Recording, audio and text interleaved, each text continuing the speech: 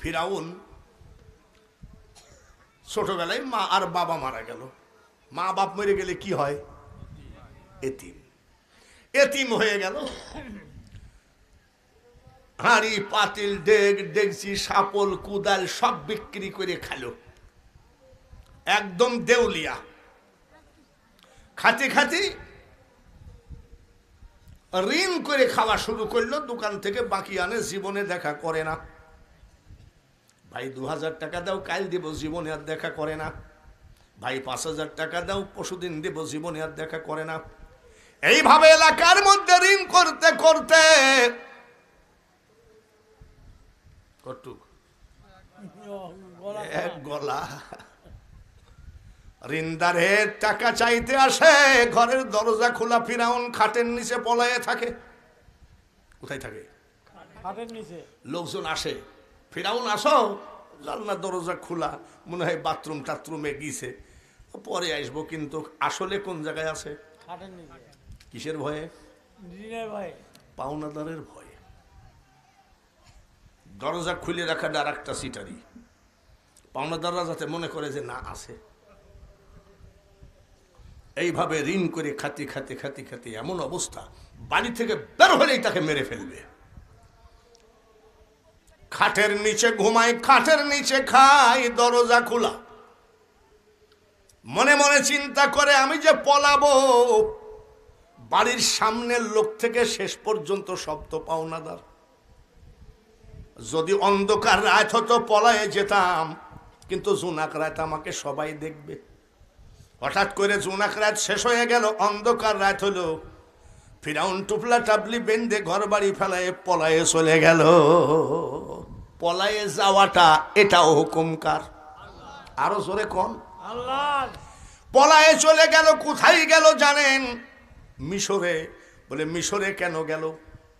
এখন যেমন সৌদি আরবে খুব একটা টাকা নাই, আরব আমিরাতে ছেলেরা থাকলে খুব একটা টাকা নাই। যদি একটা ছেলে আমেরিকায় থাকে, তার 14 গোষ্ঠীর আর টাকার টেনশন নাই। আমেরিকা ধনী রাষ্ট্র। আমেরিকা কি রাষ্ট্র? ধনী রাষ্ট্র। ওই সময় মিশর ছিল ধনী রাষ্ট্র। মানুষ কাজে কামে মিশরে যাইতো। ওই ফিরাউন মিশরে চলে গেল। টাকা নাই, পয়সা নাই, শুধু পানি খেয়ে খেয়ে দিন কাটায়। 9 দিন পর্যন্ত ফিরাউন না খাওয়া। কয়দিন? আরো জোরে কোন। 9 দিন ফিরাউন না খাওয়া। তো হাঁটতেছে, চিন্তা করতেছে কোথায় যাই, কার বাড়ি যাই, চিনি না, ভাষা জানি না। আপনি যদি যদি চিটাগাং যাই হারাই যান, আপনি তো ওখানকার ভাষাই বুঝবেন না। তো মনে মনে ভাবতেছে কোথায় যাই, কি করি। এমন সময় দেখে ওর এক বন্ধু, আর নাম হামান। ওর নাম কি? হামান। হঠাৎ করে বন্ধুকে দেখার সাথে সাথে বলছে, এই কিরে দোস্ত তুই? কিরে ফিরাউন তুই?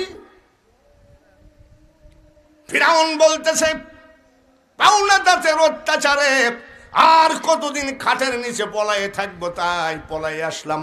9 দিন না খাওয়া। হামান রে, তোর অবস্থা কি? হামান বলতেছে, দোস্ত রে, তোর যে অবস্থা আমারও সেই অবস্থা। তাই নাকি? আয় এদিকে আয়। 2 ভাই, 2 বন্ধু হাতে হাত দিয়ে বলছে, মরলে একসাথেই মরবো, বাঁচলে একসাথেই বাঁচবো, চল যাই। 2 বন্ধু, ও 6 দিন না খাবার, 9 দিন না খাওয়া। হাঁটতেছে, হাঁটতে হাঁটতে যাই দেখে এক মুরব্বী তরমুজের খেতে পাকা তরমুজ তুলে তুলে পানা দিচ্ছে, আর 2 জন তাকায় আছে। মুরব্বী চিন্তা করছে, ক্ষুধা লাগছে নাকি, এদের কি তরমুজ খাবে নাকি, তাকানোর ভাব তো ভালো না। বলছে, বাবা আপনারা কি তরমুজ খাবেন? বলে, চাষা দিলে তো খাওয়াই যায়। বড় বড় 2টা তরমুজ দিয়েছে। 5 মিনিটে সাপ। মুরব্বী চিন্তা করতেছে, এইভাবে কেউ তরমুজ খাতে পারে নাকি?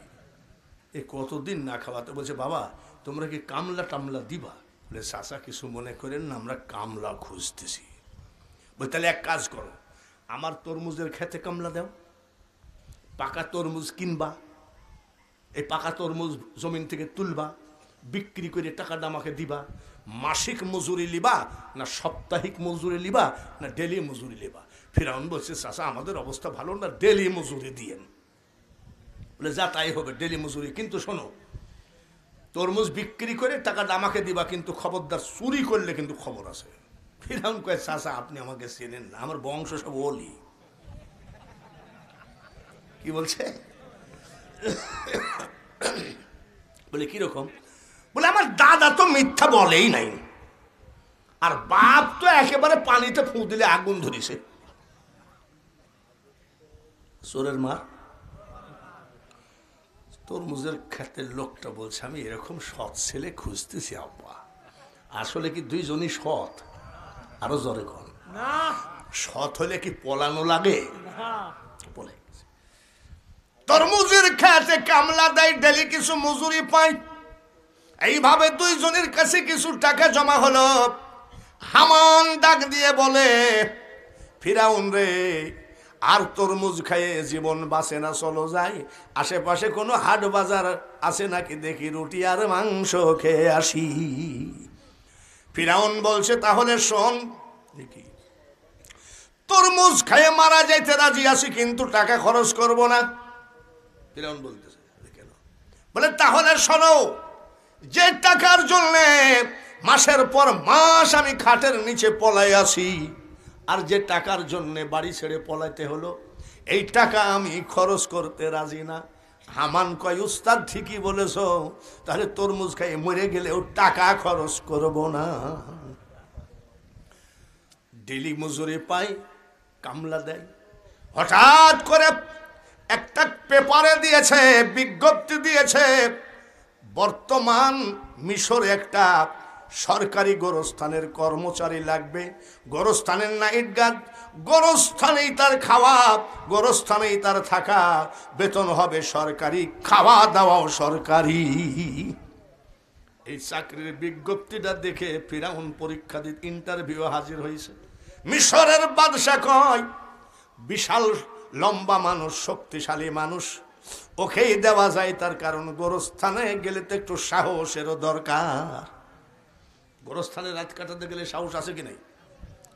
আমাকে যদি আপনি 1 লাখ টাকা বেতন দেন, তাও আমি রাত্রে গোরস্থানে আমার দ্বারা সম্ভব না। হয়তো আপনারা পারতে পারেন। বলে হুজুর আপনি এত বড় বক্তা, তাহলে আপনার ভয় কেন? ভয় খালি আমার হবে কেন? আপনারও আছে। গোরস্থানে যদি রাত 3টার সময় একা যান, একা, কোনো কাউকে নিয়ে যাবেন না, আপনার বাবার কবরের পার্শ্বে দাঁড়ায় যদি কয় আসসালামু আলাইকুম ইয়া আহলাল কুবুর, আপনার আব্বা যদি বলে কেবা আসিস, কেমন লাগবে? জোরে কর। জাগাই শেষ। বাদশা মনে করলে এই লোকটাকে সম্ভব, শরীর স্বাস্থ্য ভালো আছে, চাকরি দিয়ে দিলাম। কি চাকরি? সরকারি। সরকারি চাকরি পেয়ে বলছে হামান রে, কাঁসা খুলতে দেরি লাগে রে, কপাল খুলতে দেরি লাগে না। বলে কেন? যে টাকার জন্য দেশ ছাড়লাম, মাসের পর মাস খাটের নিচে ঘুমালাম, তরমুজের খেতে কামলা দিচ্ছি, এই দেখ সরকারি চাকরি, আর কোনো আমাদের অভাব নাই। গোরস্থানে জয়েন করলো, চাকরিতে জয়েন যেদিন করলো, সেই দিন থেকে শুরু করলো পাঁয়তারা। লাশ যখন গোরস্থানে আসে, মুখটা অন্যদিকে ঘুরায় রাখে, বলে এই খুলো, খুলো। বলে আপনি জানেন না নাকি সরকার আইন করেছে লাশ প্রতি 1 টাকা দিতে হবে? এটা কি আপনার জানা নাই? এ আবার কত বড় সন্ত্রাসী যে লাশের উপরেও চাঁদাবাজি। আমাদের সাবেক প্রধানমন্ত্রী শেখ হাসিনা একটা কথা বলেছিলেন করোনা ভাইরাসের সময়, যে আমি যদি মানুষকে কাফনের কাপড়ও ফ্রি দান করি, তাহলে এই আমার নেতারা ওইটা চুরি করে পাঞ্জাবি বানাবে। আর ফিরাউন কি করছে? লাশ প্রতি কত? 1 টাকা। জনগণ চিন্তা করে লাশ প্রতি 1 টাকা, ঠিক আছে, লাশ প্রতি 1 টাকা করে মারে। এটা কি সহি না হারাম? এটা কি চান্দাবাজি নাকি সরকারি হুকুম? এরকম চান্দাবাজি করা অভ্যাস আমাদের আছে কি নেই? চান্দাবাজি করলে কি সুখে থাকা যায়? জোরে কোন। সালমান এফ রহমানের মতন দাড়ি চুল চাইছি পলাতে হয়, আবার পলাইলে আবার নৌকা সহ ধরিছে। তারপরে ঠিক আছে, আচ্ছা দেখা যাক। হঠাৎ করে হলো মহামারী কলেরা বসন্ততে ডেলি 10 জন 15 জন মারা যায়। আমরা যখন ছোট এই মহামারী হতো দেখেছি, বসন্ত রোগে মারা গেল, কলেরা রোগে মারা গেল। তারপরে সাহেব বসে দেখলাম হাবাইতি একটা রোগ, সেটা হলো করোনা ভাইরাস। এ বাবারি, মসজিদের মধ্যে যাই দেখে ফুটবল প্লেয়ারের মতন ফাঁকা ফাঁকা, 3 হাত দূরে দূরে থাকেন। সোমবার দিন আমাদের মসজিদের ইমাম বলছে, হুজুর একটু দোয়া করেন যাতে করোনা ভাইরাস দেশের থেকে উঠে যায়। তো মোনাজাত করতেছি সোমবার দিনে, আস্তে করে ঠান্ডা লাগছে, দিয়েছি হাসি। ইমাম সাহেব বলছে, তাড়াতাড়ি মোনাজাত শেষ করেন, আপনার ভাব ভালো না, 14 দিন আইসেন না।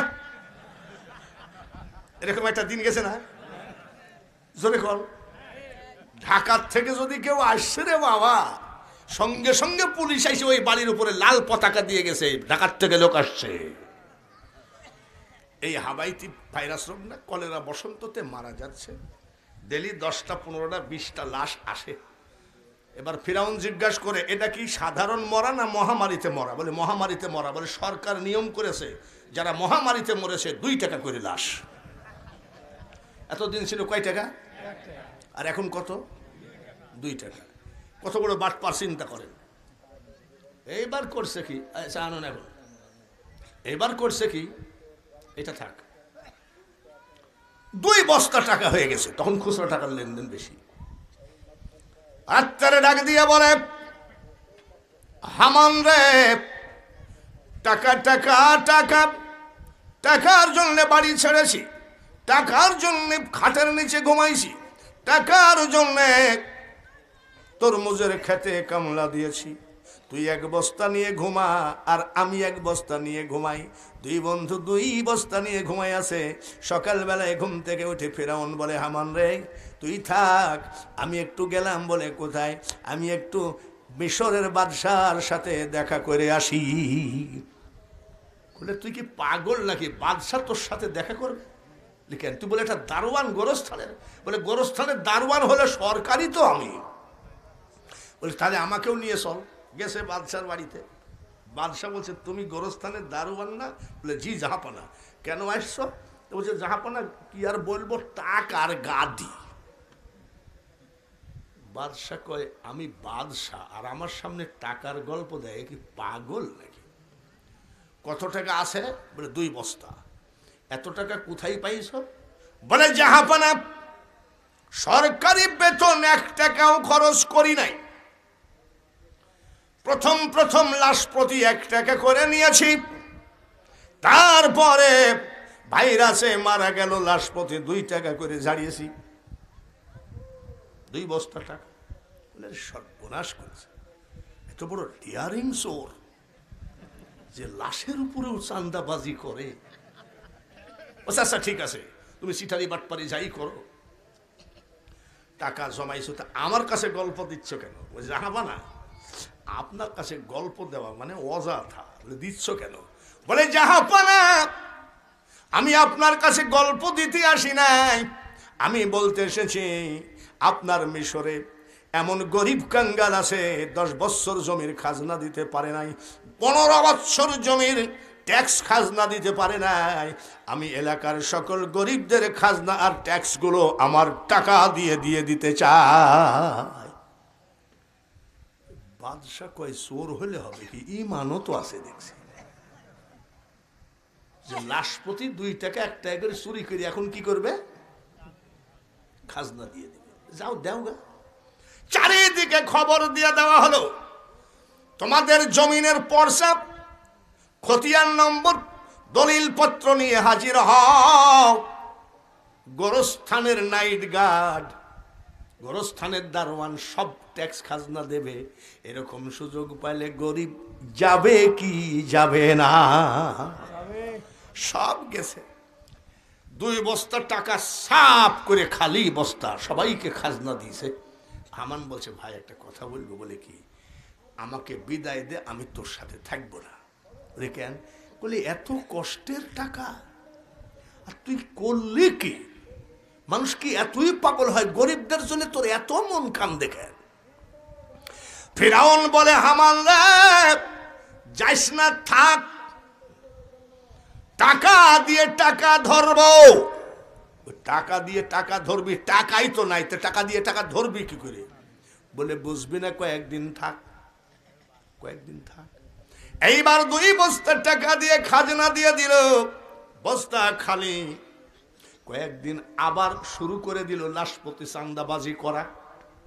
করতে করতে হঠাৎ করে মিশরের প্রধানমন্ত্রী মারা গেল, বার্ধক্যজনিত কারণে, মানে বৃদ্ধ হয়ে গেছে, মারা গেল।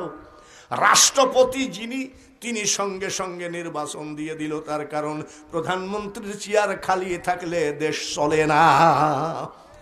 নির্বাচন দিয়ে দিল, নির্বাচন দিয়ে দিল। এইবার ফিরাউন করল কি, প্রধানমন্ত্রীর পদ নিয়ে নির্বাচনে দাঁড়িয়ে গেল। হামান বলছে একটা কথা বলবো, বলে কি ভাই, তুই কি মেম্বার হলেও ভোট পাবি, আর তুই প্রধানমন্ত্রীতে দাঁড়াচ্ছিস? বলে আমি প্রচুর ভোটে পাশ করব, যা। বলে সি সি সি, তোর পাল্লাই পড়ি আমারও টেনশনে হাড়মার দুর্বল হয়ে গেল। এইবার প্রধানমন্ত্রী পদে ফিরাউন দাঁড়াইলো, ভোট চাইতে যায় না। হামান বলতেছে দাঁড়ালি তো ভোট চাইতে যাস না কেন? ফিরাউন বলে হামান রে, ভোট যদি চাইতে যাব তাহলে 2 বস্তা টাকা গরিবদের খাজনা দিলাম কেন? বলে কিরকম? বলে যাই দেখ, গরিবরাই ভোট চাইয়ে বেড়াচ্ছে। আসলে গরিবদের একটা ধর্ম আছে, কোন নেতা যদি একবার গায়ে হাত বুলাইয়ে দেয় তখন গরিব তার পক্ষে জীবন দিতে রাজি আছে।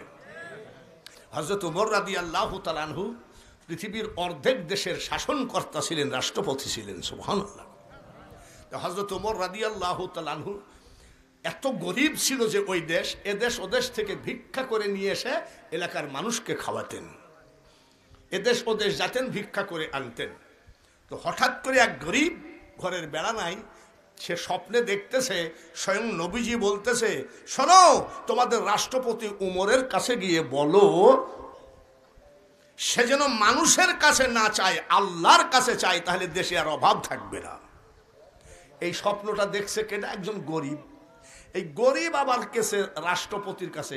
আমাদের দেশের কোন গরিবকে যদি বলা হয় যে রাষ্ট্রপতিকে বলে আইসো সেজন্য তাহাজ্জুদের নামাজ পড়ে, ও রাষ্ট্রপতির কাছে যাইতে ওর মাজার হাড় ভেঙে দিবে। পুলিশ, র্যাব, আর্মিতে ঘিরাও আছে বাড়িঘর। যদি বলে কে আপনি? বলে প্রধানমন্ত্রীর সাথে দেখা করব। বলে কেন? বলে আমি একটা স্বপ্ন দেখেছি, বলতে আসছি। লাথি মেরে বলবে ফকিন্নির আবার স্বপ্ন, গেট আউট। আর হযরত ওমর পৃথিবীর অর্ধেক দেশের রাষ্ট্রপতি, তার সে বের হচ্ছে, এমন সময় বলছে আসসালামু আলাইকুম, আমি কি কোনো কথা বলতে পারি? হযরত ওমর কি বলেছিলেন? তাড়াতাড়ি বলো, ইসলামে বাক স্বাধীনতা পছন্দ করে, জোরে বলেন মারহাবা।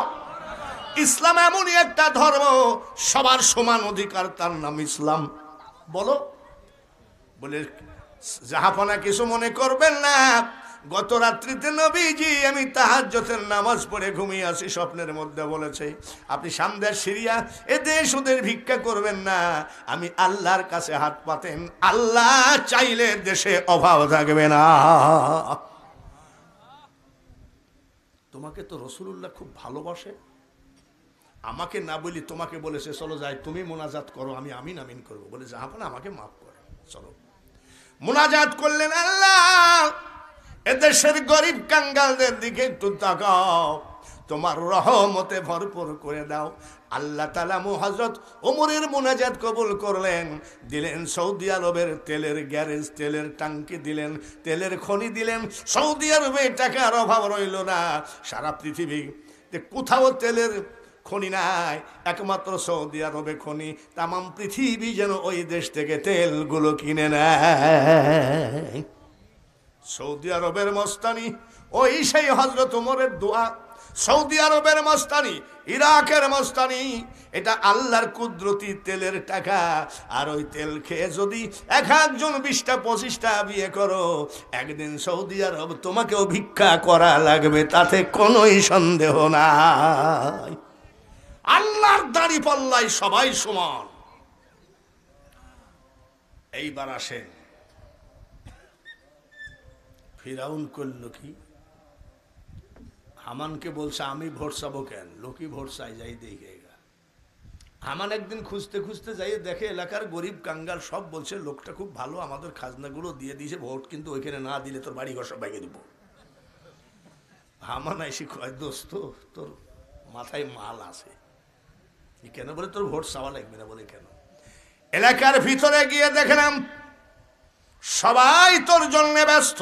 আমি বললাম না টাকা দিয়ে টাকা ধরবো, কি বুঝলি? প্রচুর ভোটে প্রধানমন্ত্রীর পদে পাশ করে গেল। ছিল কি? আল্লাহ কি বানায় দিলেন? বসলেন বাদশাহী চেয়ারে।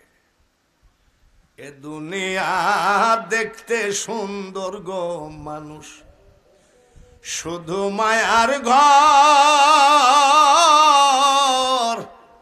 আইসো একা যাইবা একা, কিসের অহংকার রে বলো, কিসের অহংকার। ফকিন্নি বাদশাহী গদিতে বসলো।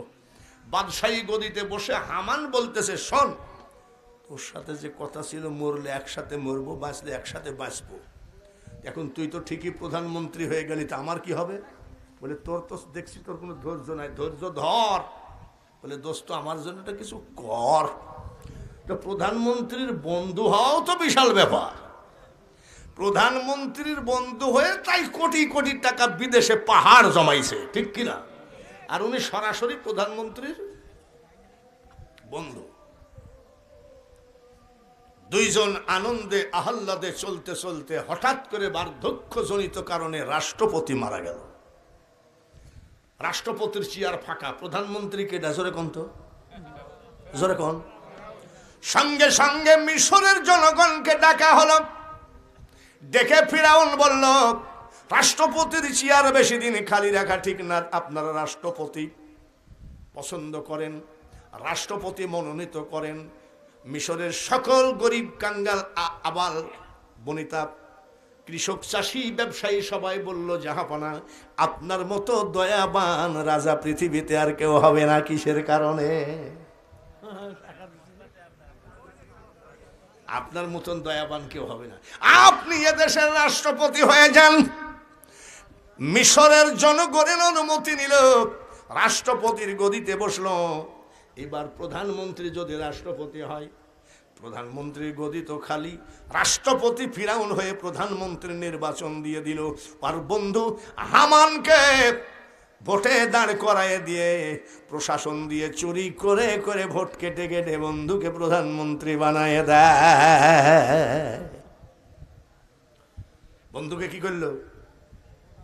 আমাদের দেশে তো ভোট চুরি হয় না, পাগল নাকি? ওই সেন্টারে যাওয়ার আগেই দেখছে যে বাঙালি হুজুরের ভোট হয়ে গেছে, এমনও দেখা গেছে নাকি? যাওয়াই লাগে না। তো ফিরাউন করলো কি, ভোট চুরি করে করে প্রশাসন দিয়ে মন্ত্রী বানাই দিল, একজন রাষ্ট্রপতি আর একজন প্রধানমন্ত্রী। যেদিন তোমার ডাক পড়িবে রে মানুষ, ওই কবর মাঝে শুইতে জোগাড় কিছু করছ রে বন্ধু, তার মাঝে বিছাইতে মনে রাখো। এইবার একজন রাষ্ট্রপতি আর একজন প্রধানমন্ত্রী খুব আনন্দে চলতেছে, চলতে চলতে কয়, দরজা বন্ধ কর। দরজা বন্ধ করে বলছে, শোন, আমরা যে পাওনাদারের ভয়ে পলে আসছি দেশের মানুষ তো জানে না, আমরা যে তরমুজের খেতে কামলা দিছি এটাও তো জানে না, আমরা যে গোরস্থানের দারোয়ান লাশ প্রতি চান্দাবাজি করেছি এটাও তো কেউ জানে না। হঠাৎ করে তুই আমি রাষ্ট্রপতি আর তুই প্রধানমন্ত্রী, আমাদের আবার কোনো শত্রু মত্রু নাই তো? চোরের মন, আরো জোরে কোন, চোরের মন বলে কোনো শত্রু নাই তো? হামান বলছে, আরে দোস্ত আমরা জনগণের ভোট নিয়ে পাশ করেছি। বলে তারপরেও খেয়াল রাখিস, তাহলে এক কাজ কর, এখন যেমন বিজ্ঞান সবকিছু বলে দেয়, কবে ঝড় হবে কবে বৃষ্টি হবে, আবহাওয়া বিজ্ঞান বলে দেয়। তখন বিজ্ঞান ছিল না, তখন রাজারা জ্যোতিষ পুষত, তারা গণনা করে বলে দিত এটা এই। 450 জ্যোতিষ ছিল সরকারি, সরকার ফিরাউন 450 জ্যোতিষকে দাওয়াত দিল, দাওয়াত খাওয়ায় বলতেছে, শোনো তোমরা কি সরকারি জ্যোতিষ? বলে হ্যাঁ। কতজন আসো? বলে 450। বলে একটা কথা শোনো, আমি রাষ্ট্রপতি আর আমার বন্ধু প্রধানমন্ত্রী, তোমরা সুন্দরভাবে গণনা পড়না করে বলে দিও আমাদের দুই বন্ধুর কোনো শত্রু আছে নাকি, তোমাদের বেতন বাড়ায় দেব। যে জাহাপানা 450 জ্যোতিষ গণনা পড়না করে আইসি রাজ দরবারে এসে বলছে, জাহাপানা ভাব তো ভালো না। ফিরাউন আর হামান, রাষ্ট্রপতি আর প্রধান, বলছে কিরকম? গণনা পড়না করে দেখলাম আপনাদের গদি বেশি দিন নাই। ফিরাউন রাগের যারা এসেছে, গদি কি তোর বাপের নাকি? Get out. হামান বলছে, জ্যোতিষীরা অনেক কিছু বুঝে, গাইল দিস নি। বলে কি, বলো কি হয়েছে? বলে জাহাপানা মুসা বলে একটা ছেলে এই দেশে জন্মগ্রহণ করবে, তার হাতে আপনার দুইজনের গদি যাবে, মরণও আছে। ফিরাউন রাগের জালে বলছে, জ্যোতিষ না, জ্যোতিষের জাত না, বেরকেট দে। তাহলে কাজ কর। কি মুসাকে ডারে? তাহলে এক কাজ কর, মুসা বলে একটা ছেলে জন্মগ্রহণ করবে, বাচ্চা যা আছে সব মেরে ফেল। এই বেয়াদব সন্ত্রাসী রাষ্ট্রপতি, সন্ত্রাসী প্রধানমন্ত্রী শুধু মুসা নবীর ভয়ে একটা না দুইটা না 80,000 বাচ্চা আশ্রয়ে মেরেছে। জোরে বলেন কত হাজার? আর একবার বলেন কত হাজার? বাচ্চাকে যখন 80,000 তুমি জবাই করেছো, মেরেছো, এর গজব আছে কি নাই? তুমি আন্দাজের উপরে লোকটাকে নিয়ে যে জবাই করে যমুনা নদীতে ফেলে দিলা, তোমাকে একদিন জবাই হতে হবে। আচ্ছা, কত হাজার? পেটের বাচ্চা ছিল 12 মেরে ফেলেছে। ফিরাউন কয়, কিরে তোকে যে প্রধানমন্ত্রী বানালাম, তুই জানিস তুই ভোট পাওয়ার উপযুক্ত না? ওই আমি প্রধানমন্ত্রী হলাম কেমনে? বলে আমি নিজে সব চুরি করে বানাই দিছি। তোকে যে বললাম যে বাচ্চাগুলো মেরে ফেল, মেরেছিস? বলে আরে দোস্ত, একটা দুইটা নাকি 80,000 শেষ করে দিয়েছি। 80,000? এত বাচ্চা মারিছিস? বলে কোনটা মুসা তাকে জানি, সব শেষ করছে। তাহলে মুসার গোষ্ঠী সাপ সাপ। বলে হ্যাঁ, ডাক জ্যোতিষ, ডাক। জ্যোতিষ ডাকছে, বলছে গুনে পড়ে দেখেন তো আমার বন্ধু 80,000 বাচ্চা মেরেছে, তার ভিতরে মুসা মারা গেছে কিনা। বলে জাহাপানা 2 দিন সময় দেন। বলে ঠিক আছে। গণনা পড়না করে রাজ দরবারে যে বলছে, জাহাপানা 80,000 কেন, 80 লক্ষ যদি মারেন, কিন্তু মুসার বয়স এখন 3 মাস। সুবহানাল্লাহ কোন। মার কোলে আনন্দে লালন পালন হচ্ছে। ফিরআউন কয়, জবর মারা মারিছিস তাই না, আসলটা কি বাঁচায় রাখছিস? হামান বলতেছে, কারোর বুকে তো লেখা নাই যে এটা মুসা, তুই মারতে বলেছিস, আমি মারিছি। বলে শোন, তুই একেবারে অসল জিনিস, তোর মাথায় কোনো বুদ্ধি নাই। এই গ্রামের নাম কি? সরকাদাই। সরকাদাই গ্রামে যখন যাবি, তুই যদি আগেই ডিক্লার দিস প্রধানমন্ত্রী আসতেছে বাচ্চা কালেকশন করতে, সবাই তো বাচ্চা পলায় রাখবে। ডিক্লার দিবি কেন? হঠাৎ করে পুলিশ নিয়ে ঢুকে পড়বি। বলে উস্তাদ তোর বুদ্ধি আছে, বুদ্ধি না থাকলে কি আর রাষ্ট্রপতি নাকি? নদীর উপর দিয়ে নীল দরিয়া, নীল দরিয়ার উপর দিয়ে 10 জন পুলিশ সঙ্গে করে হামান রওনা দিল মুসা নবীর বাড়ির দিকে। মুসা নবীর একটা মাত্র বোন, 11 বছর বয়স, নাম হলো মারিয়াম। নীল দরিয়ার কিনারে এই মেয়েটা ছাগল চড়াচ্ছিলেন। হঠাৎ করে জালেম বাদশাহ, জালেম প্রধানমন্ত্রী, সন্ত্রাসী বাদশাহ, সন্ত্রাসী প্রধানমন্ত্রী 10 জন পুলিশ নিয়ে যাচ্ছে। মেয়েটা ছাগল ফেলে দিয়ে বাড়ি গিয়ে দৌড়ে বলছে, মাগো আমার ভাইকে বাঁচাও গো, আমার ভাইকে বাঁচাও, আমার ভাই ছাড়া আমার জীবনের কোনো দাম নাই। কি হয়েছে? বলে হামান আসতেছে, প্রধানমন্ত্রী পুলিশ নিয়ে আসতেছে। তাই নাকি? এই কথা শোনার সাথে সাথে 3 মাসের বাচ্চাটা নিয়ে একবার ওই ঘরে, একবার এই ঘরে।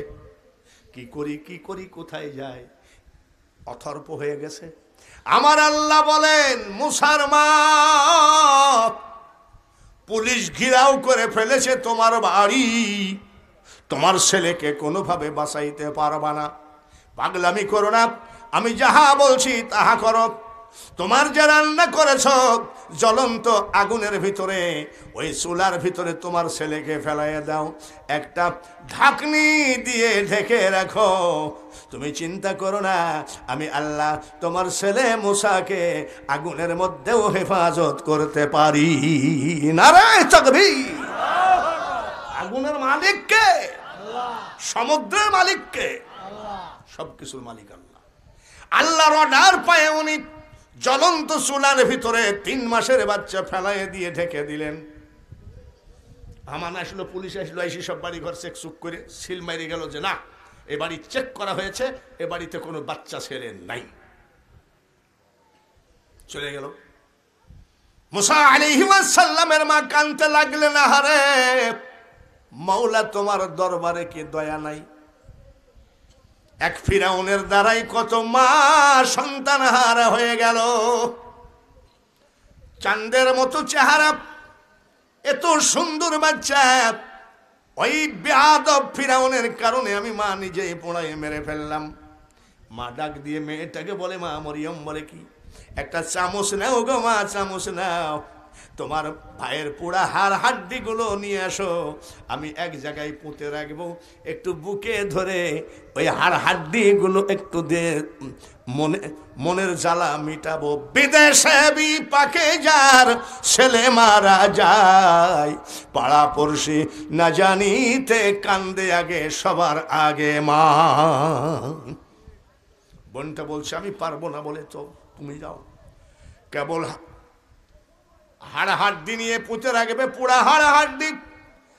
যে ঢাকনাটা দিয়ে চুলা ঢেকেছিলেন, ঢাকনা তুলার সাথে সাথে মুসার বয়স কয় মাস? একটু জোরে কোন তো দেখি।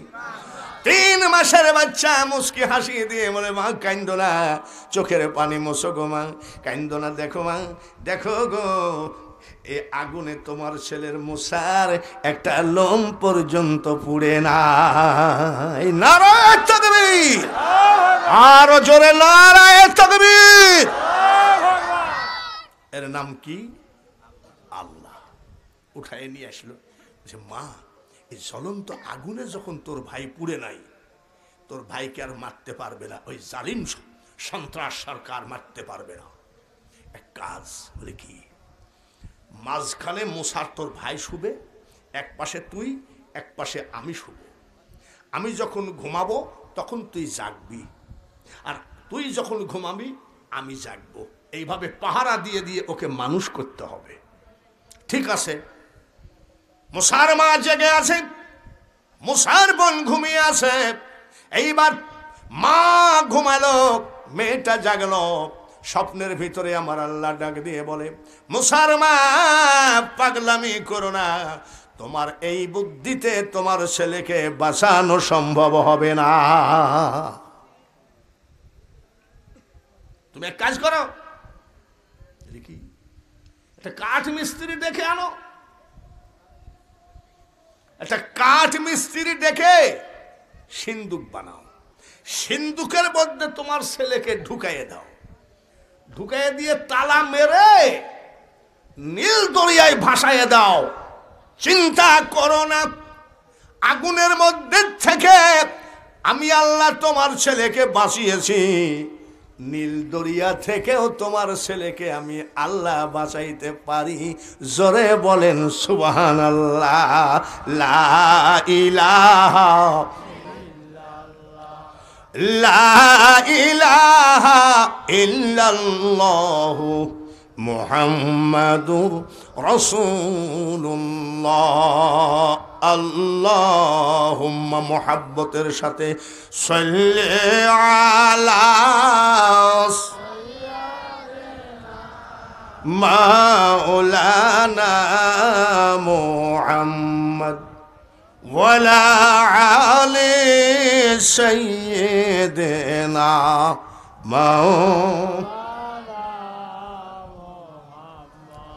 হাসান কান্দেন বিষের জ্বালাই,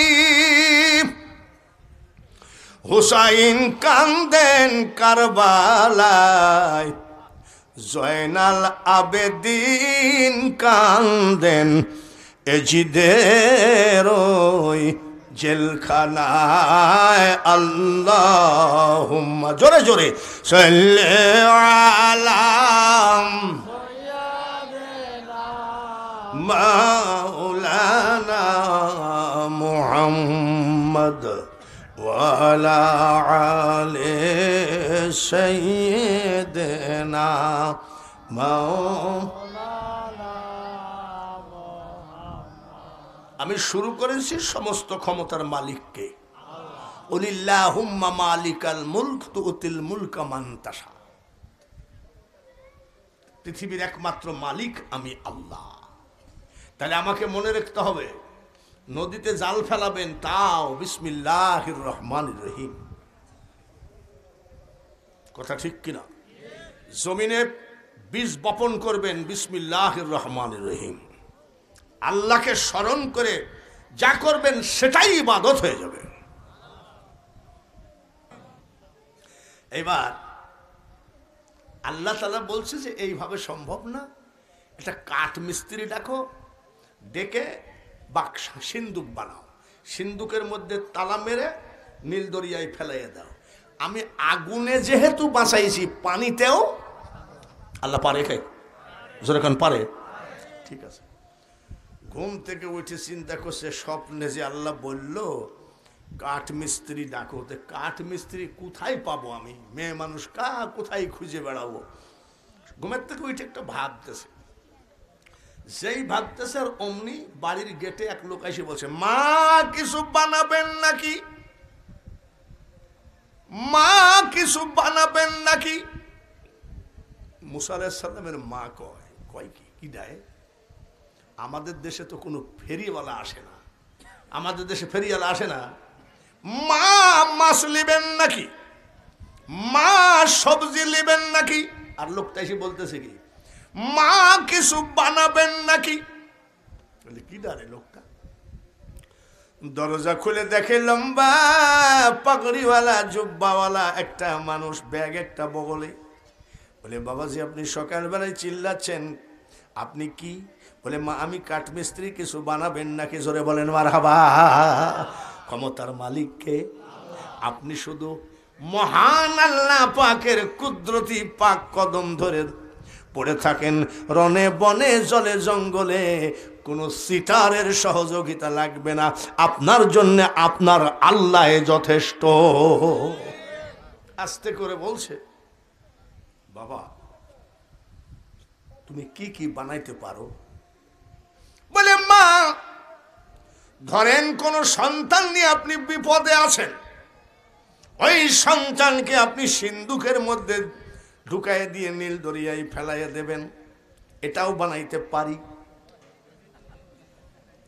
যে কি ব্যাপার, আল্লাহ যা বললো এ লোক দেখি তাই বলতেছে। খেলা কার? আল্লাহর লাইনে থাকবেন না শয়তানের লাইনে যাবেন? ইনশাল্লাহ বলেন আল্লাহর লাইনে থাকবেন তো? কোরআনের আইন মতো জীবন গড়বেন তো? হ্যাঁ ইনশাল্লাহ। তো এখন চোরও বলে ইনশাল্লাহ, ডাকায় তো বলে ইনশাল্লাহ। ডাকাত আমি কাকে বলি জানেন? যারা নৌকা ডাকাতি করে, বাস ডাকাতি করে, এরা খুব একটা বড় ডাকাত না। যারা দেশের কোটি কোটি টাকা ডাকাতি করেছে এরাই হলো মহা ডাকাত। এইবার ডাক দিয়ে বলছে, বাবা কাউকে বললো না আমার ছেলেটা নিয়ে খুব বিপদে, একটা সিন্দুক বানাইয়ে দাও, এই নাও টাকা, কাঠ আনো, লোহা আনো। বলে মা টাকা লাগবে না, কাঠ আর লোহা আমার ব্যাগেই আছে। কি বুঝলেন? বলেন না মারহাবা, বলেন না আলহামদুলিল্লাহ, আর একবার বলেন সুবহানাল্লাহ। মাগো কাঠ আর লোহা আমার ব্যাগেই আছে, মা আমার একটু পানি লাগবে। পানি কি করবে কোন? তো বাটাল ধার দিবে। তাহলে পানি আনি। মুসা আলাইহিস সালামের মা পানি আনতে গেছে, এইদিকে কাঠ মিস্ত্রি সিন্ধুক বানায় নিয়ে বসে আছে। কি গো বাবাজি, আপনি বললেন যে পানি লাগবে, তো কাঠ সিন্ধুক বানানো হয়ে গেল। বলে মা আগের কিছু ধার ছিল। বলছে মা পছন্দ হয়েছে? বলে সিন্ধুকটা খুব সুন্দর হয়েছে। কাঠের দাম কত রে বেটা, তোর লোহার দাম কত, তোর মজুরি কত বল। কাঠ মিস্ত্রি ব্যাগ গুছাচ্ছে। বলে বল বেটা, টাকার অসুবিধা নাই, বল কত টাকা। বলে মা আমি ঘোর বিপদে, কঠিন বিপদে কাউকে যদি সহযোগিতা করি গো মা, তার কাছ থেকে জীবনে একটা টাকাও আমি নেই না। মুসা নবীর মা বলছে না আমার টাকার অসুবিধা নাই, তুমি বলো। যাচ্ছে, চলে যাচ্ছে, টাকা নিয়ে যাও না। এই কাঠ মিস্ত্রি কমপক্ষে তোমার মজুরিটা নিয়ে যাও। বলে মা মজুরিও লাগবে না গো মা। মা খুশি না বেজার? জোরে কম। মা ডাক দিয়ে কয় কাঠ মিস্ত্রি রে, টাকা নিলি না, লোহার দাম নিলি না, কাঠের দাম নিলি না, তোর নামটা বলে যা, আমি তোর নাম ধরে ধরে আমি মওলার কাছে দোয়া করব। তুই আমার যে উপকার করলি নামটা বল রে বেটা। বলে মা আমার দোয়াও লাগবে না। আচ্ছা দোয়া আবার লাগে না এমন কোন লোক আছে? বলছে দোয়াও লাগবে না। বলে মা আমি দুনিয়ার কোনো মানুষ নই গো মা, আমি হলাম জিবরাইল ফেরেশতা। সুবহানাল্লাহ। জিবরাইল জীবিত আছে না মারা গেছে? জিবরাইল বৃদ্ধ হয়ে গেছে নাকি? জিবরাইল চোখের পাওয়ার নাই নাকি? তাহলে সেই জিবরাইল এখনো সার ক্ষমতা আছে কি নাই? জিবরাইল ক্ষমতা কার কাছে দেখাবে? মদ খোর নয়। যে ঘরে নারীকে উলঙ্গ করে নাচানো হয় ওই ঘরে জিবরাইল যায় না। জিবরাইল ওই ঘরে যায় না যেই ঘরের মানুষ সুদের পাহাড়, সুদ খেয়ে খেয়ে টাকার পাহাড় বানিয়েছে। জিবরাইল ওই ঘরে যায় না যে ঘরে শ্বশুরালয়ে কোটি কোটি টাকা খরচ করো আর মা আর বাপ বৃদ্ধ আশ্রমে ঘুমায়, এই ধরনের ছেলের কাছে জিবরাইল কিন্তু যায় না। মাকে মা ডাকো না 6 মাস, বাবার সাথে কথা বলো না 1 বছর, অথচ ঈদের বাজার করতেছো শ্বশুর শাশুড়িকে নিয়ে, ওদেরকে জিবরাইল পছন্দ করে না। সঠিক পথে আসো। ওয়াজ তো আমি একটা লাইন ধরেছি, আমি যদি ওয়াজ করি কিছু লোক আমার পুরে খেপবে। আচ্ছা বলেন, পীরেদের ব্যাগ খুঁজলে পাওয়া যাবে জাই নামাজ, তসবি, টুপি নাকি? আচ্ছা পীরেদের ব্যাগ খুঁজলে কি পাওয়া যাবে? জাই নামাজ, তসবি, টুপি।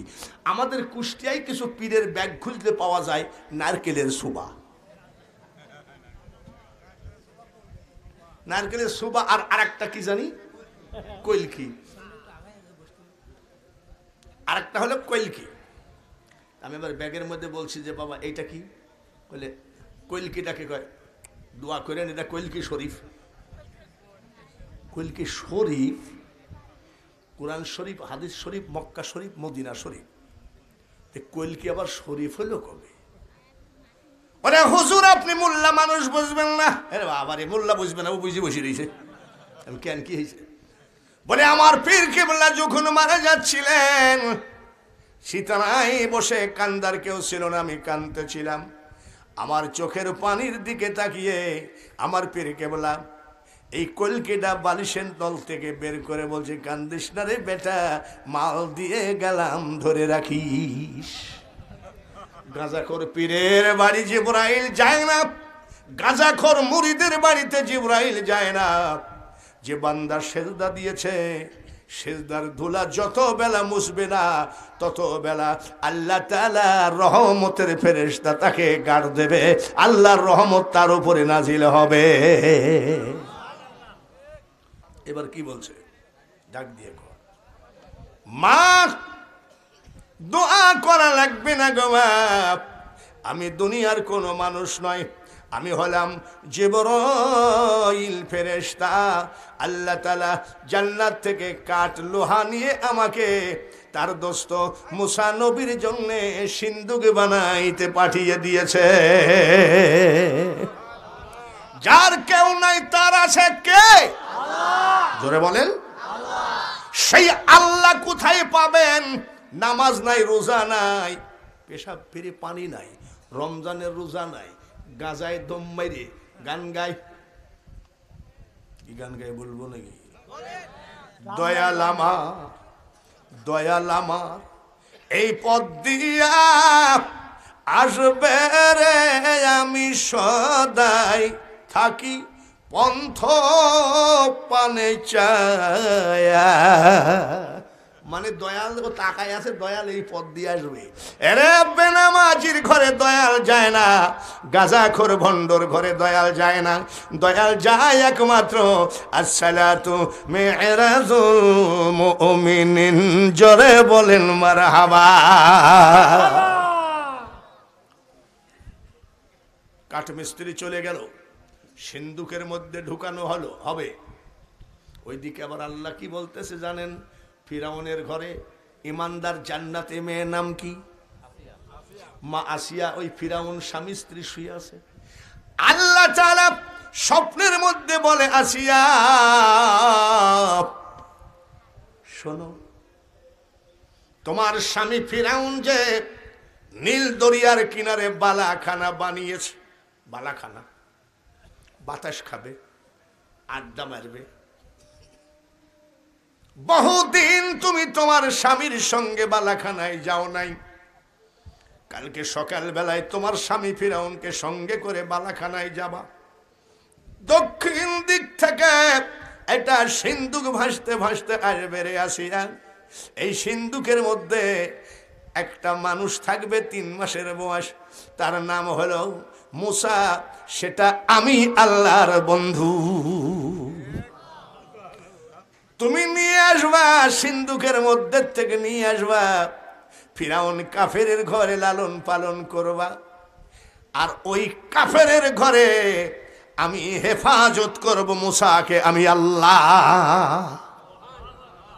80,000 মাইরিছে, এবার আল্লাহ মেহমান তার বাড়িতেই পাঠাচ্ছে। যা, কত বড় ক্ষমতা আল্লাহর, ঠিক না? সিন্দুক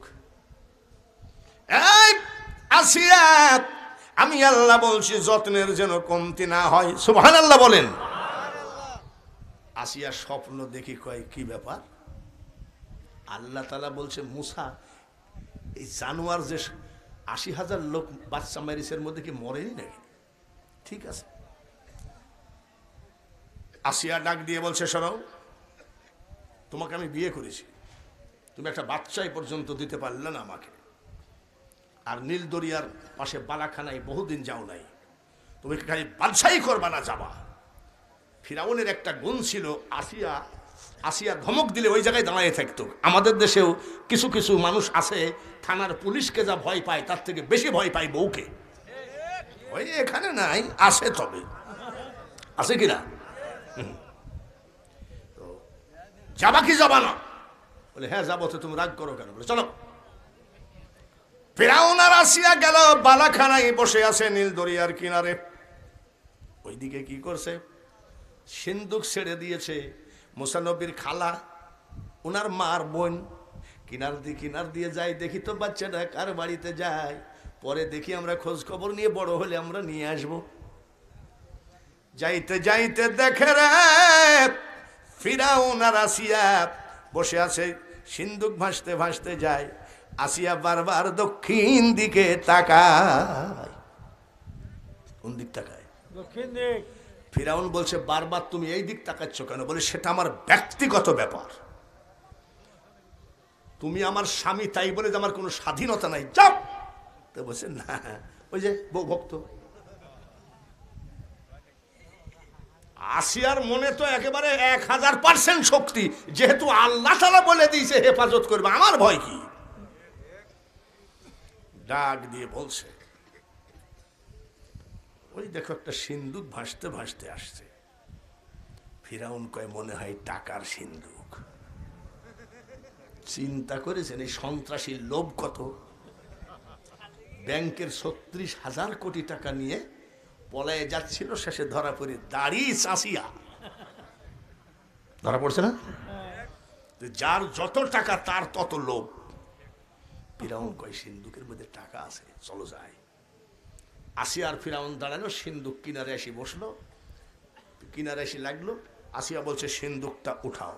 ফিরাউন যেই ধরতে যায় সিন্ধুক ভেসে দূরে যায়, আবার আসে, যেই ধরতে যায় সিন্ধুক দূরে যায়।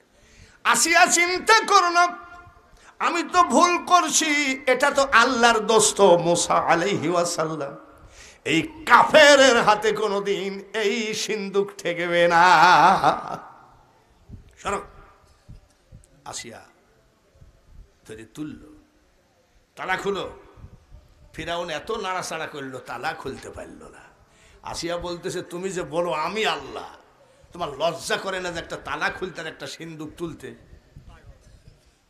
মনে মনে কয় বিসমিল্লাহির রহমানির রহিম। আসিয়া বলার সাথে সাথে তালা খুলে গেল। সিন্ধুকের ঢাকনি উঠায় দেখে কয় মাস? 3 মাস।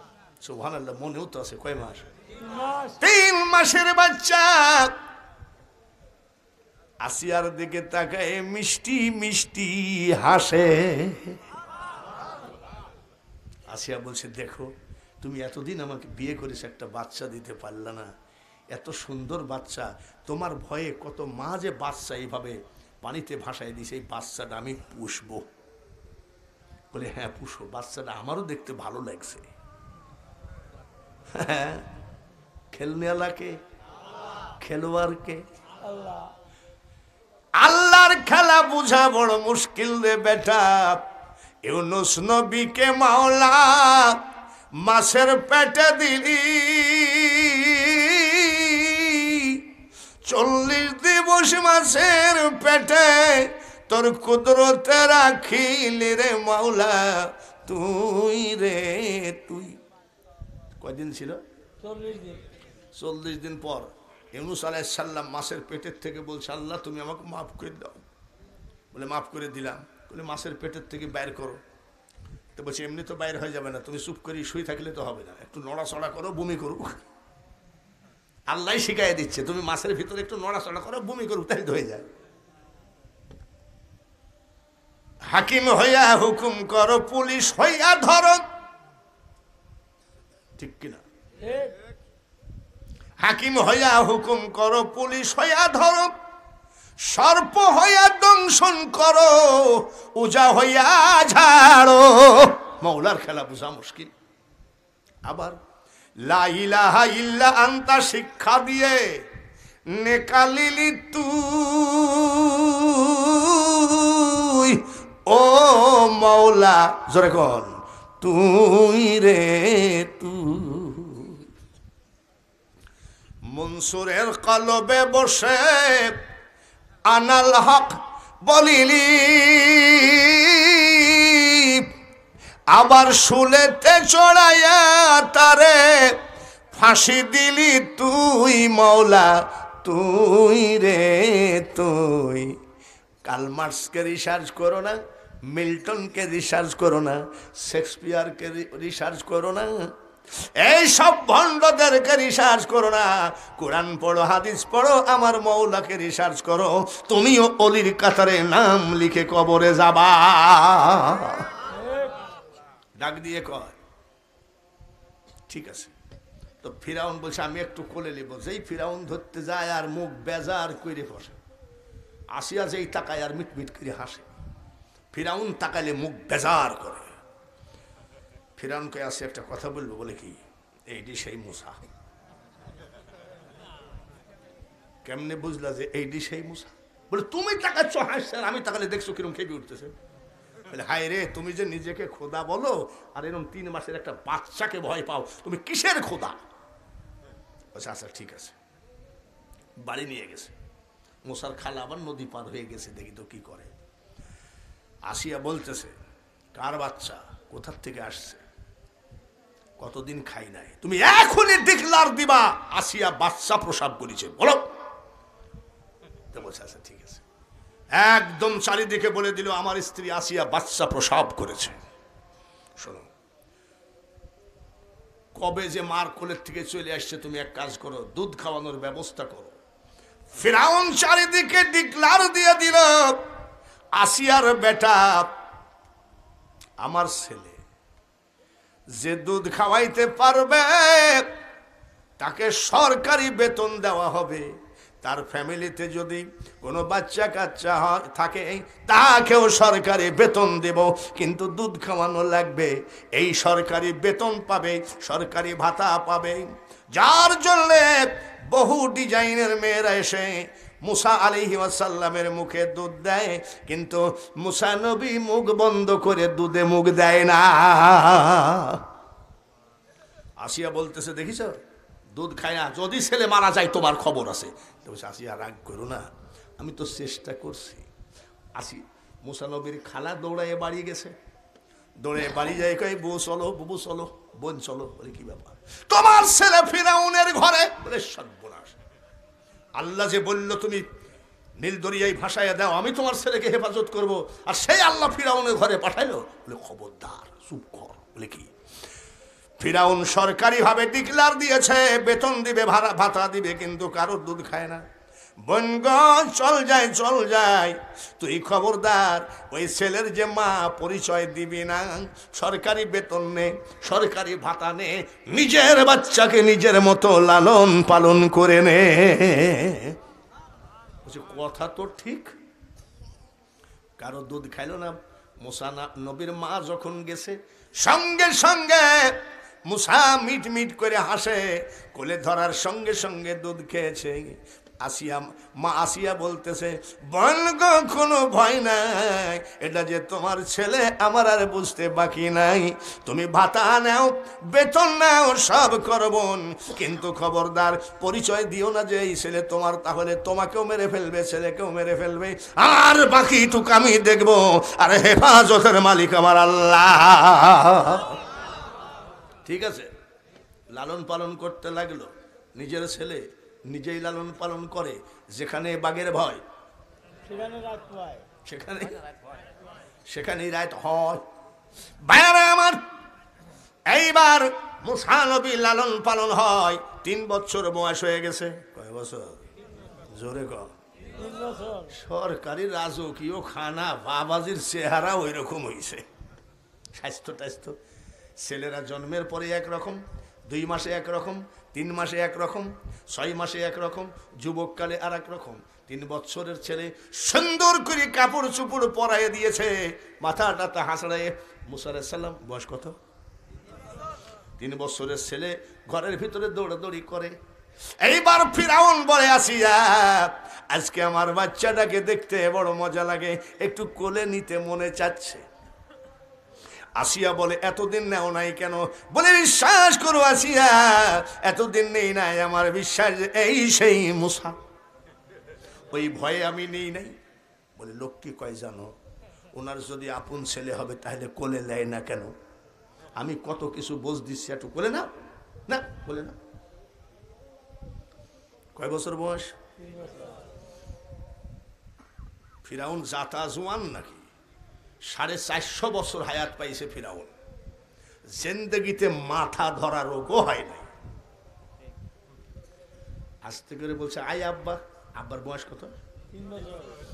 আই আব্বা, লাভ দিয়ে আব্বা কোলে উঠেছে, কেবল আদর করে একটা চুমা দিবে রে, ডান হাত দিয়ে নয়, বাম হাত দিয়ে ঠাস করে একটা চড় মেরেছে।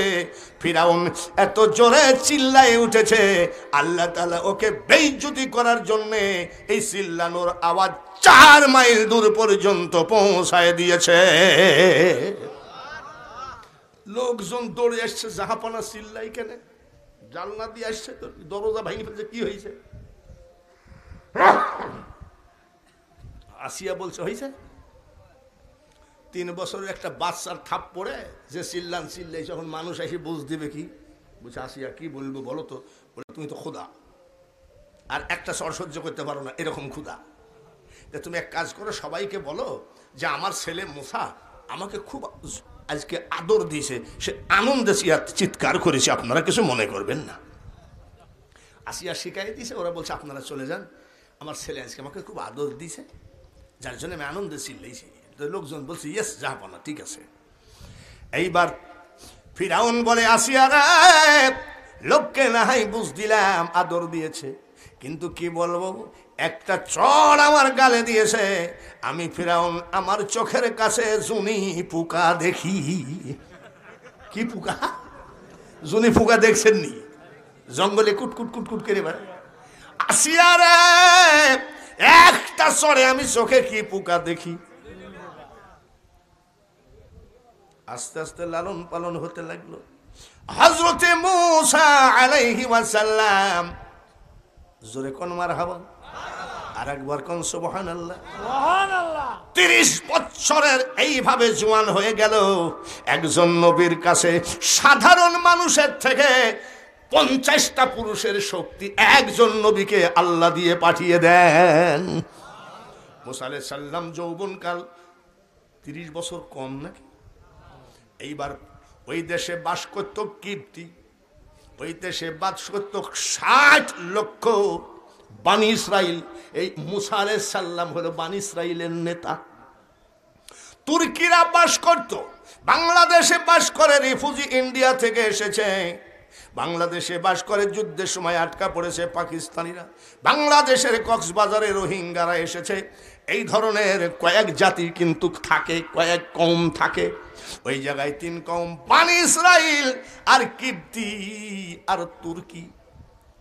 বানি ইসরাইলরা আজীবন ভদ্র, লাঠি ধরতে জানে না। বানি ইসরাইলরা আজীবন ভদ্র, এরা জীবনে মুখ খারাপ গালিগালাজ দিতে পারে না। কিন্তু কিপ্তিরা এত বড় বেয়াদব, এরা সবসময় লাঠালাঠি আর মারামারি নিয়েই থাকে। ও হাজি ভাইরা, যারা কাবা জিয়ারত করেছেন, মদিনা জিয়ারত করেছেন, কাবা শরীফে কিছু লোক দেখা যায় মিসমিসা কালো, মনে হয় আলকাতরা দিয়ে তৈরি করছে। এরকম আছে কিনা? আছে। মনে হয় আলকাতরা ট্রেনের মধ্যে পড়ে গেছিল, এমন কালো আছে কিনা? এই কালোরা সব সময় মারামারিতে ওস্তাদ, এবং ওদের আল্লাহ যথেষ্ট শক্তিও দিয়েছে। হযরত বেলাল রাদিয়াল্লাহু তাআলা আনহু ছিলেন কালো, কিন্তু কালো হলে হবে কি, আল্লাহ ওয়ালা ছিলেন, আল্লাহর পছন্দনীয় মুয়াজ্জিন ছিলেন, নবীজির পছন্দনীয় মুয়াজ্জিন ছিলেন। জোরে বলেন ঠিক কিনা?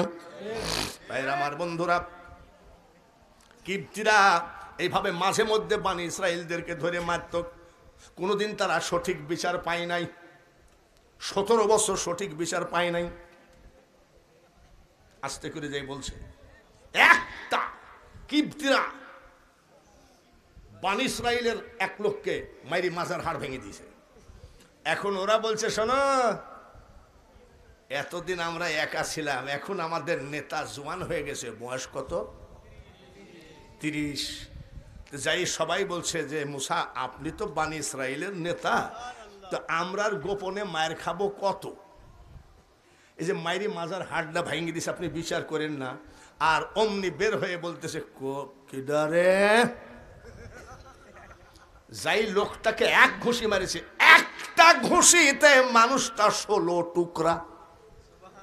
কত টুকরা? 16 টুকরা। এইবার বুঝে নেন মুসা নবীকে আল্লাহ কত শক্তি দিয়েছিলেন। এইবার মুসা নবী যখন একটা ঘুষিতে 16 টুকরা করে ফেললো, এবার হামান হলো প্রধানমন্ত্রী আর রাষ্ট্রপতিকে ডাক।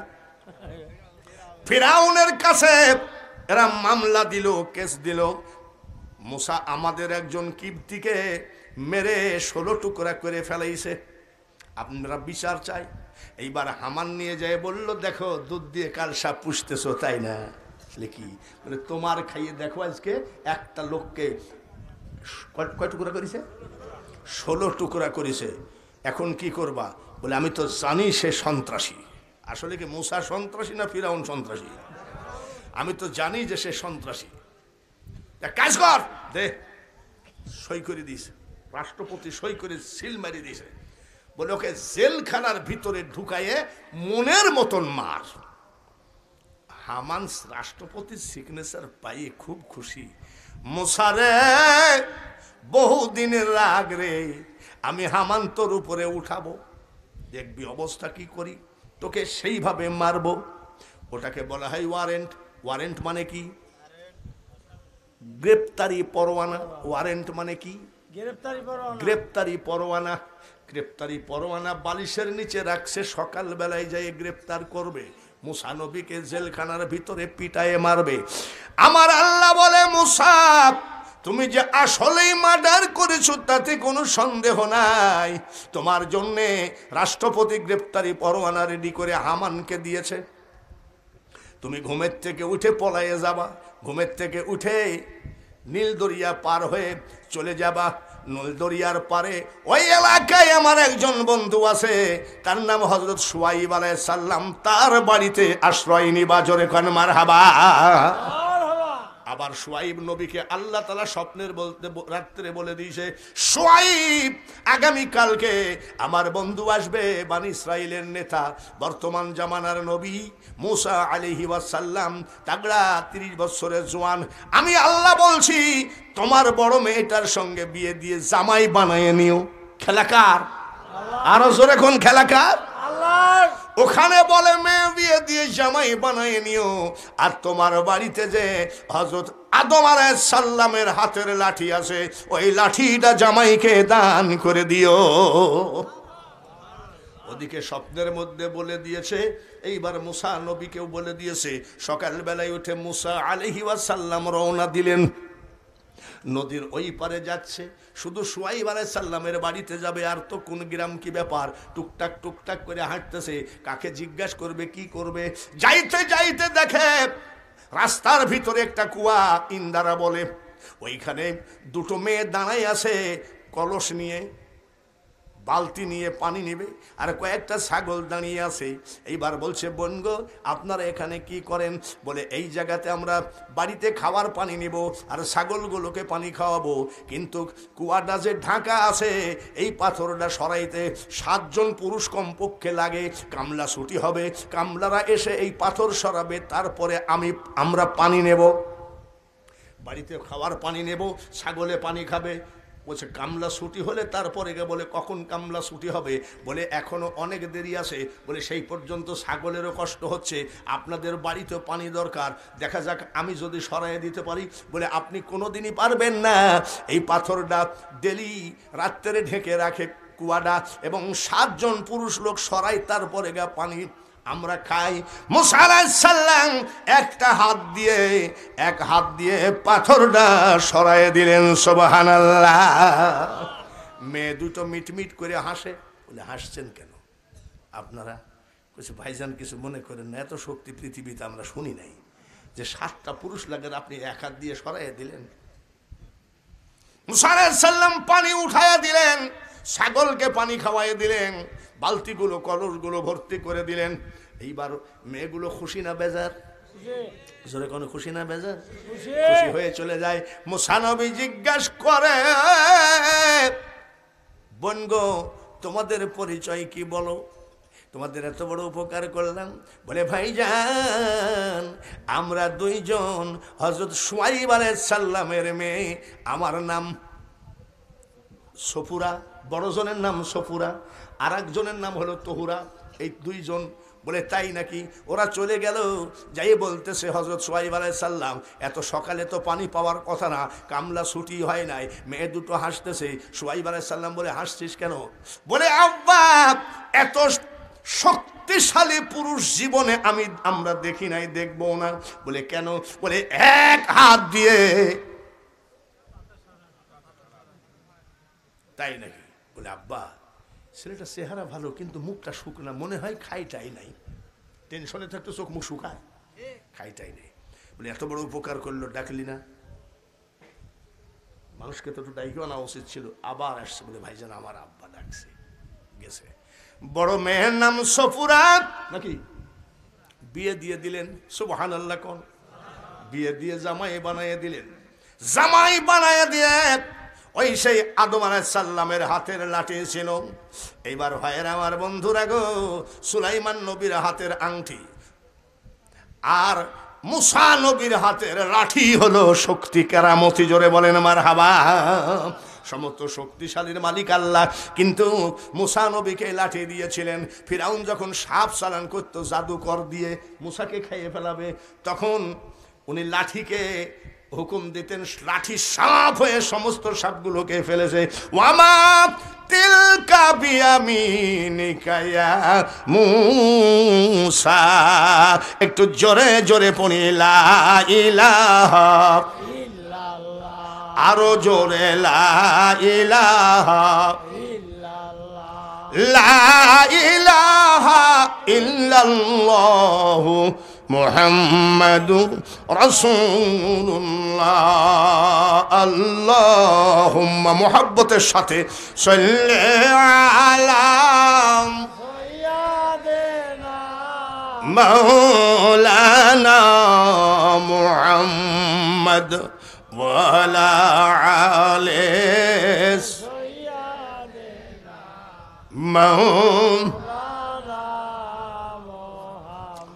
আমরা একটু নবীজিকে সালাম দিব আর লাইনটা করে নিব, একটু নবীজিকে দাঁড়ায় সালাম দিব আর লাইনটা করে নিব যাতে তবারক দিতে সুবিধা হয়। ইয়া নবী সালাম। এই মাইকটা দেখি, এই ফেসবুক মাইক না, ফেসবুক দেখতেছি। ইয়া হাবিব সালাম, সুন্দর করে লাইনটা একটু দিয়ে দেন। সালাওয়াতুল্লাহ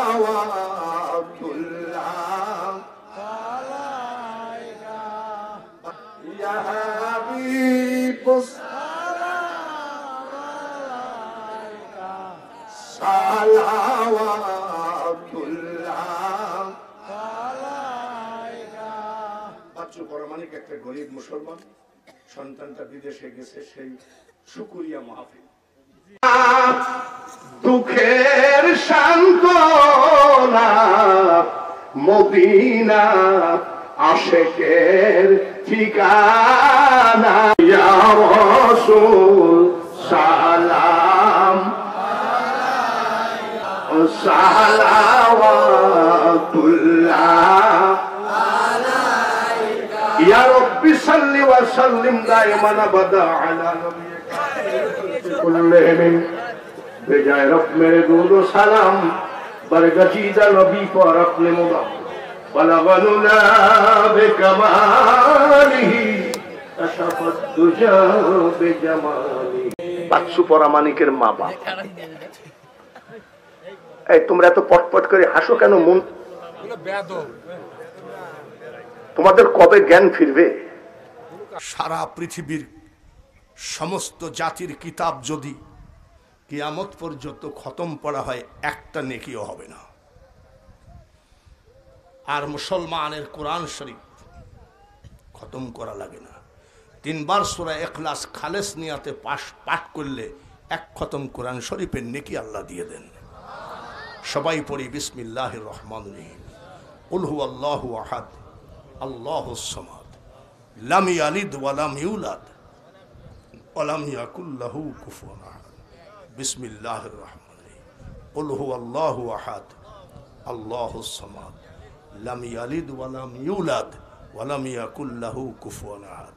বিসমিল্লাহির রহমানির রহিম। কুল হুয়াল্লাহু আহাদ আল্লাহুস সামাদ লাম ইয়ালিদ ওয়া লাম ইউলাদ ওয়া লাম ইয়াকুল লাহু কুফুয়ান আহাদ। আল্লাহুম্মা সাল্লি আলা সাইয়্যিদিনা মাওলানা মুহাম্মাদিন নবিয়্যিল উম্মি ওয়া আলা আলিহি ওয়া আসহাবিহি ওয়া বারিক ওয়া সাল্লিম। আমরা মোনাজাত করব, ফাঁকে ফাঁকে তবারক পাবেন। খেয়াল কি তবারকের দিকে হবে না, আল্লাহর দিকে হবে। এই যে এত বেলা বসে থাকলেন, এক প্যাকেট তবারকের জন্য যদি বেয়াদবি করেন, আল্লাহ বেজার হয়ে গেল, আপনার পরিশ্রমটা বৃথা হয়ে গেল। আজকের মাহফিলের যিনি সভাপতি, সভাপতির অনুমতি ছাড়া তো মোনাজাত করা যায় না।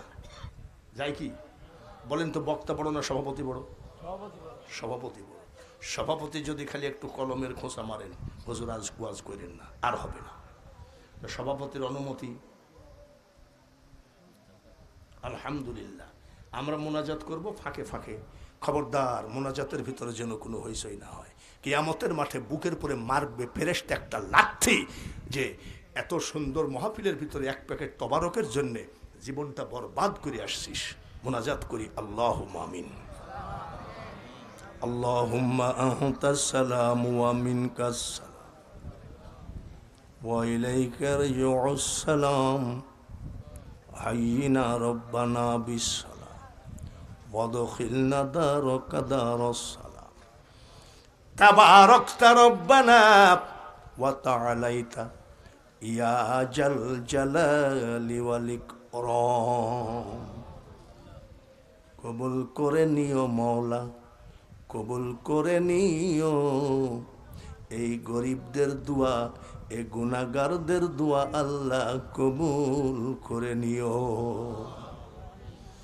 কবুল করে নাও গো মাওলা কবুল করো মোদেরে আরো কবুল কইরো মাবুদ শুয়ে আছে যারা কবরে হাজার হাজার মুসলমান নিয়ে তোমার দরবারে হাত তুলেছি আজকের মাহফিলের দরুদ সালামকে তুমি নবীর রওজা পাকে পৌঁছায় দাও হযরতে বাবা আদম থেকে শুরু করে আজ পর্যন্ত সকল নবী বলি গাউস কুতুব আউলিয়া আম্বিয়া শহীদ শহীদান সাহাবায়ে কেরাম খোলাফায়ে রাশিদিন প্রত্যেকের দরবারে আজকের মাহফিলের হাদিয়া পৌঁছায় দাও আজকের মাহফিল সারা বাংলার জমিনে ওলিদের দরবারে পৌঁছায় দাও গৌসুল আজম হযরত আহমদুল্লাহ মাইজ ভান্ডারী গৌসুল আজম গোলামুর রহমান বাবা ভান্ডারী গৌসুল জামান শফিউল বশর মাইজ ভান্ডারী সহ সারা বাংলার জমিনে প্রত্যেক ওলিদের দরবারে পৌঁছায় দাও আমাদের মা বাপ দাদা দাদি নানা নানি আত্মীয় স্বজন যারা মারা গেছে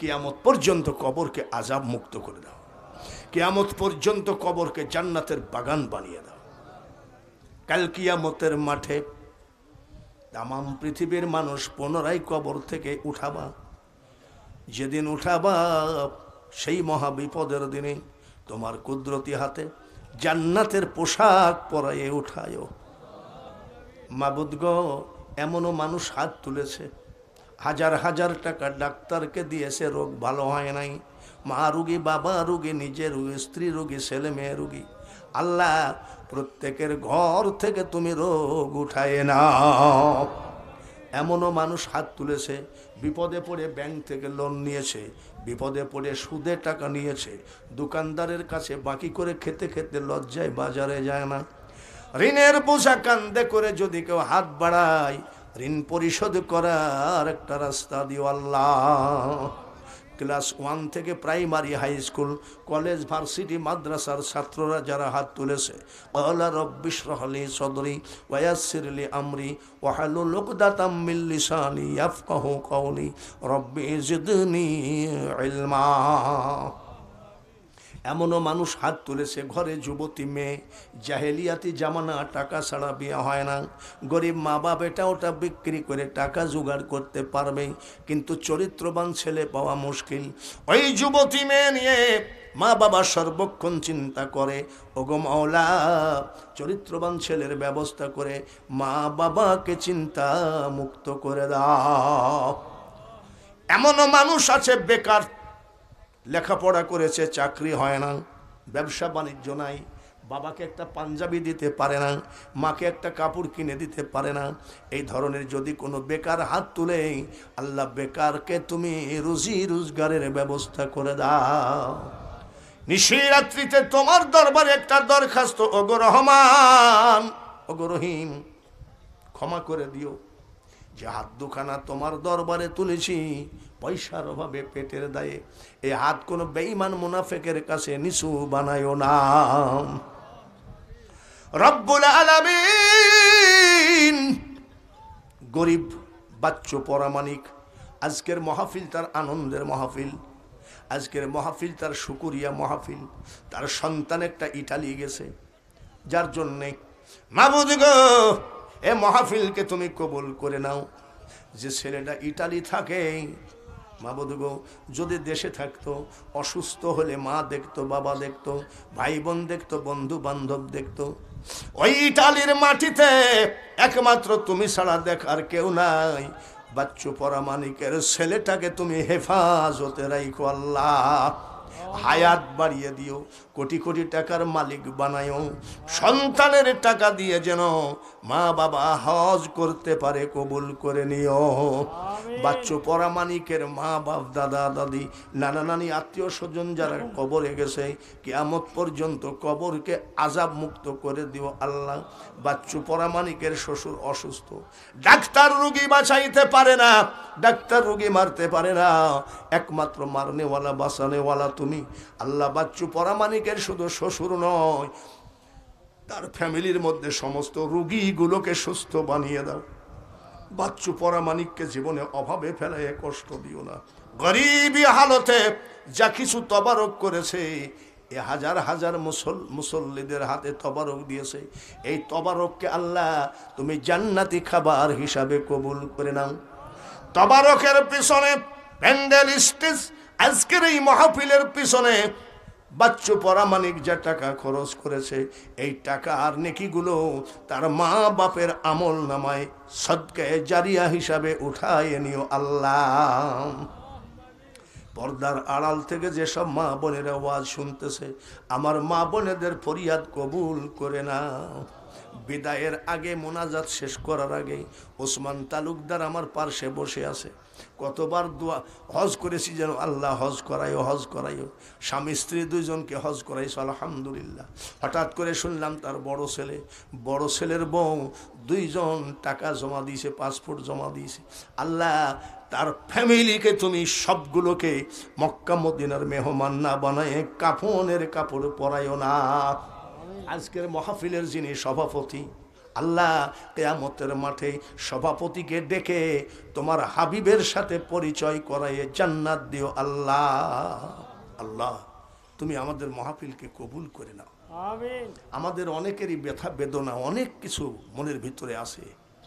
ওগো রহমান, তোমার এই নামের গুণে মাফ করে দাও। ওগো রহিম, তোমার এই নামের গুণে মাফ করে দাও। তুমি যদি আমাদেরকে মাফ না করো, কার কাছে গিয়ে দাঁড়াবো বলো? তুমি তো আমাদের তরানেওয়ালা, তুমি তো আমাদের বাঁচানেওয়ালা। যার যার মনের বেদনাগুলো সব দূর করে দাও।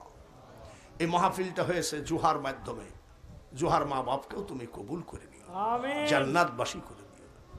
জুহাকেও তুমি কবুল করে নিও। আমিন। সাল্লাল্লাহু তাআলা আলা খায়রি খালকিহি মুহাম্মাদিন ওয়া আলা আলিহি ওয়া আসহাবিহি আজমাইন ওয়ারহামনা মাহুম লা ইলাহা ইল্লাল্লাহ, লা ইলাহা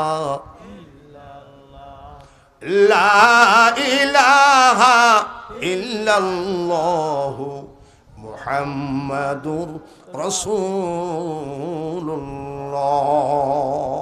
আসসালামু আলাইকুম ওয়া রাহমাতুল্লাহ। ওয়ালাইকুম আসসালাম ওয়া রাহমাতুল্লাহ।